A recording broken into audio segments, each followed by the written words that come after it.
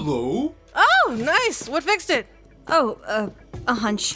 This one moment has made Andi look kinda sketchy to the Knights of Guinevere theory heads, and it has led to an interesting idea that I thought was worth talking about. Did Andi steal her Park Planet engineering job from Frankie, using her best friend's intellect and skills to secure a better paying career for herself? And if so, what would that mean for their friendship? Is this story ramping up to an inevitable showdown between Andi and Frankie? In this video, not only do I want to toss in my 2 cents and examine the likelihood of this twist, but I also want to share my interpretation of Andi and Frankie's friendship and what I believe this scene is really setting up for both of their character arcs. And real quick, I just wanted to plug the relaunch of our gaming channel Roundtable, where I'll be posting theories and other videos yapping about my favorite video game series like Deltarune, Sonic, and Kingdom Hearts. So subscribe if you're into any of that, and also check out our compilation channel Roundtable Rewind and marathon some of our greatest hits while you draw, study, or sleep. What do you think Princess Gwen has queued up when she's catching up on some Z's? She wants to know about that Steven Universe lore. Now, I've seen a few different takes on why Andi might have robbed her short-lived crownie status from Frankie, but one that I find to articulate the idea best comes from DK Reborn on the Knights of Guinevere subreddit, writing, "So, remember this scene? The one where Andi is working on an animatronic android, Frankie says some science mumbo-jumbo, Andi does some work, and suddenly the machine starts working, but Andi doesn't want to talk about it? The implication is fairly obvious. Andi changed whatever Frankie suggested, but didn't want to admit it. And I think part of that may be because this isn't the first time she's had to use Frankie's ideas to fix an engineering problem. My thinking is that Andi, whilst not being completely awful with technology, isn't nearly as good as Frankie. After all, Frankie was able to make a machine capable of hacking into systems like vending machines and claw games as a kid, and we don't really see Andi have nearly the same ability. And Andi knows this fully, which is why she doesn't want to admit it. But the question I think is important is, why does Andi get the crownie job and Frankie doesn't? Not to make everything an Owl House reference, but my guess is that it'll be revealed that Andi and Frankie both applied to work as engineers, but only one person could be chosen. And so a competition occurred, a la Ida and Lilith with the Emperor's Coven. And from there, Andi cheats. Not in a way that hurts Frankie like Lilith hurt Ida, but still. This is one of those ideas that I can definitely see a lot of people getting real mad at. It's so fucked up and so cruel. Why would Andi cheat and hurt Frankie like that? They're best friends. Andi would never. And I agree, until you remember that adult Andi is introduced to us as a person who rationalizes her actions behind desperation and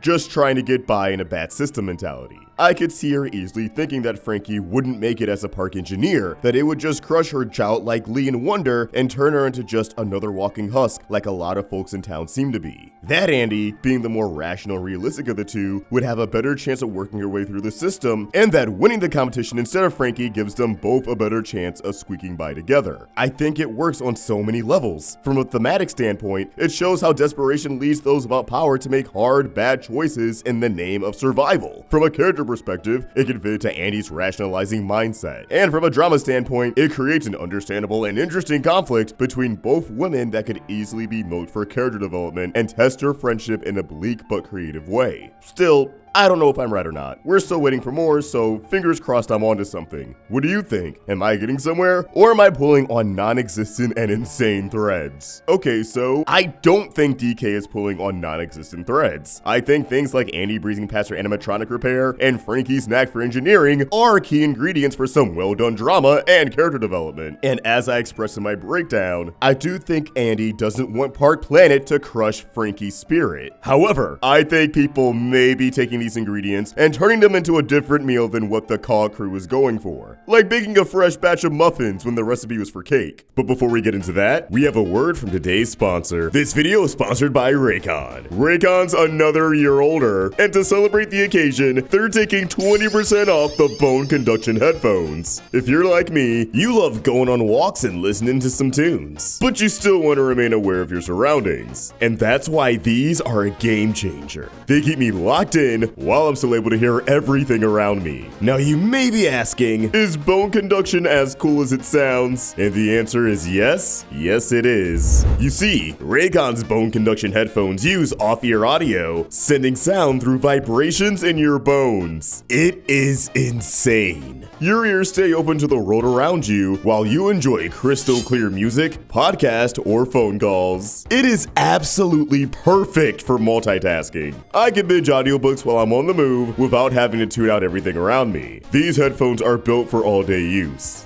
with 13 hours of battery life. And it's IP68 waterproof and dustproof, which comes in handy for rain or even sandy beach runs. And the cherry on top, Raycon gives you premium performance without the premium price tag. Their quality rivals the big audio brands at half the cost. Over 3 million customers already love Raycon, and if you don't love yours, no worries. They come with a 30-day happiness guarantee. I truly adore my Raycons. I use them every single day, and they've been reliable every step of the way. Click the link in the description or go to buyraycon.com/tablebc to get 20% off the bone conduction headphones. Thank you, Raycon, for sponsoring this video. Now let's dive back in. First off, it seems like we're overselling how useful Frankie's conjecture was within this moment. She didn't, actually provide a solution. She was just critiquing the design of the animatronic, saying how it made no sense for the facial controls, how the machine emotes and recognizes human faces, to be linked to the part of the animatronic that's responsible for its output, presumably something like gas emissions. It does seem to run on the same resource that ends up causing blue lung. It's not like Frankie told her to try a specific approach or offered any kind of alternative.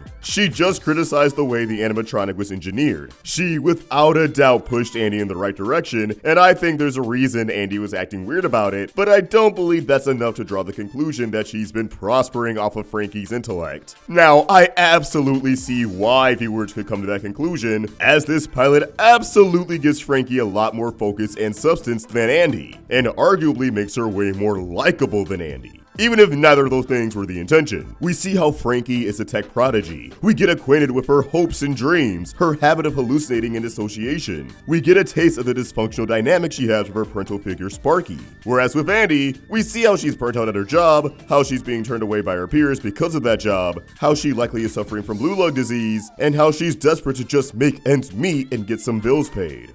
While that's still a lot, the pilot just doesn't provide as much to chew on with Andi. And while I think viewers can resonate with her desperation and a gig's a gig mentality, characters with self-centered attitudes can be a hard sell depending on the show and their role. More people view it as a negative trait than a neutral one.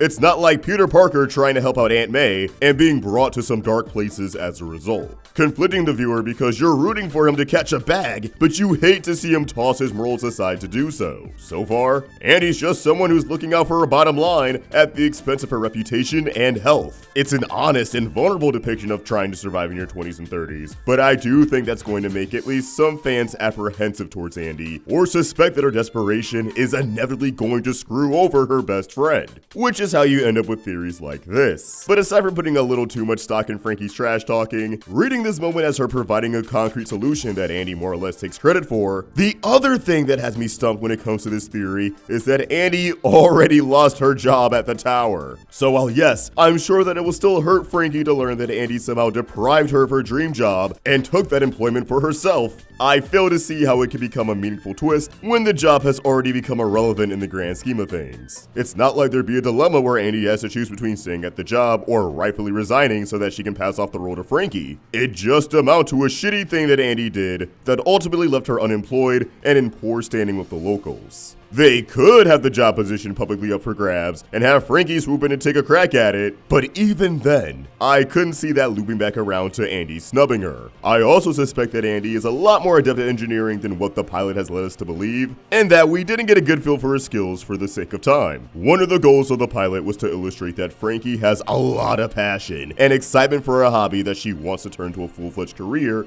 at a specific company. The best way to show this excitement is to show off how much she loves technology and how cracked she is at hacking into machines and fixing up stuff. Meanwhile, Andi is someone whose passion has been stripped away by the system, and she has to rediscover her spark. We don't get to see much of her techie side outside of work because that's all it is to her now. Work! It's hard for her to find the time and energy to work on recreational projects. Hell, forget engineering, we don't see any of Andi's hobbies in this pilot because she has zero work-life balance. Granted, I think that's about to change.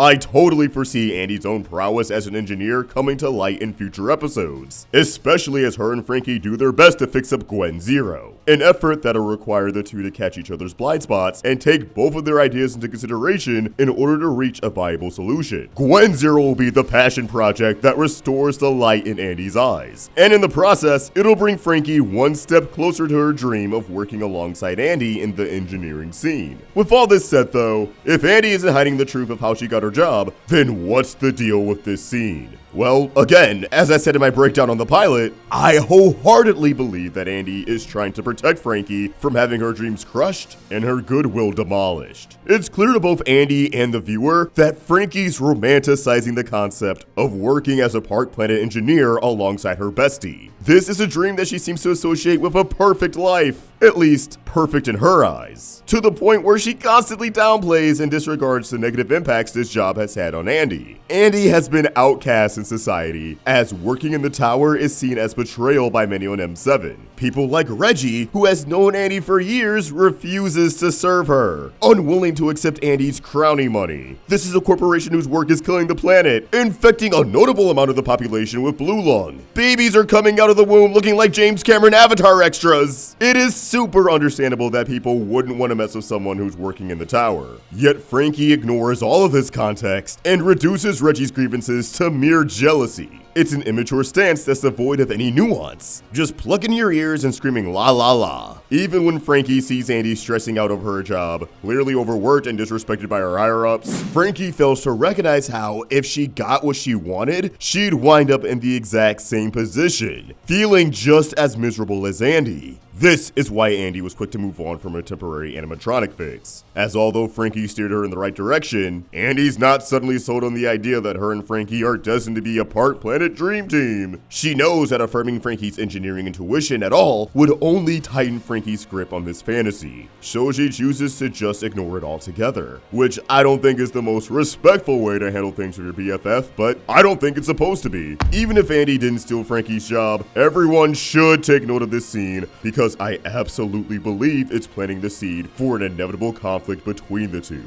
What's going to happen when they fix Guinevere? Because that decision will determine their future.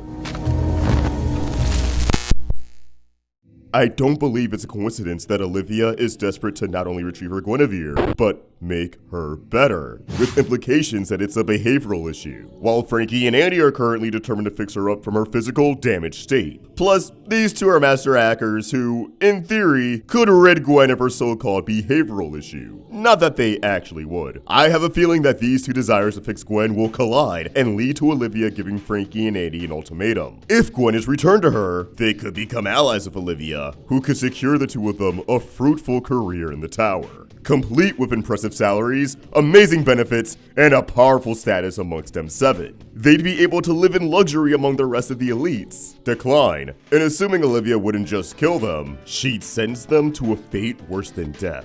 Enslaved to the Park Planet Empire without the illusion of free will, making use of their talents while exhausting them of any and all optimism as they're poisoned by the very machines they're constructing. Assuming there will be a variety of factors that clouds Frankie's judgment, Frankie's going to be partial to taking the job offer and handing Gwen over to Olivia, having no reason to believe that reuniting Gwen with her intended owner would be a bad thing, and eager to finally live the life she's always longed for. Maybe Gwen Zero's too damaged to properly articulate the danger of Olivia, or maybe Olivia is able to charm Frankie and Andi enough to convince him that she has Gwen's best interests at heart. But Andi, being the more grounded and rational cynic of the group, will be able to tell that something's off with Olivia and will lean towards refusing the deal. Who knows, maybe Frankie and Andi will actually end up on opposite sides of the issue, with Frankie wanting to liberate Gwen, while Andi wants the two to get their big break and ascend to the top of the social ladder. The heart of this conflict won't be the job offer though. It'll be Frankie confronting the fact that everyone tries to make decisions for her and feeling as if people don't trust her to make it in the big leagues. Sparky and Andi both deter her from working in the labs. Everyone tries to put her in this box where she must be a brute who belongs in factories pumping out merch, living as another cog in the machine, instead of working as an engineer who's making a difference by bringing joy to the world. She's not going to see it as Andi looking out for her and trying to preserve the light Frankie brings to this dark world. She's just going to see it as Andi looking down on her. Dana Terrace has implied that Knights of Guinevere is a story where deep friendships like Andi and Frankie will hold as much narrative weight as romance would in other works of fiction. And I believe a misunderstanding of this magnitude would be the most organic way to bring these various threads together, as they feel like they're going to have to play a role in the bigger picture. Having these two characters clash so that they can communicate through their problems, get on the same page, and figure out how they're going to take down this intergalactic corporation. But as always, these are just my thoughts and I'd love to hear yours. What direction do you think Frankie and Andi's relationship is heading in? Let us know in the comments down below, and keep the theories going over on Twitter and Instagram at OutTrickVox and at Roundtable Vids. If you enjoyed this video, throw it a like and subscribe to the Roundtable with notifications on so you can stay in the loop of all of our cartoon content. Thanks for watching, and I'll catch y'all next time. Peace!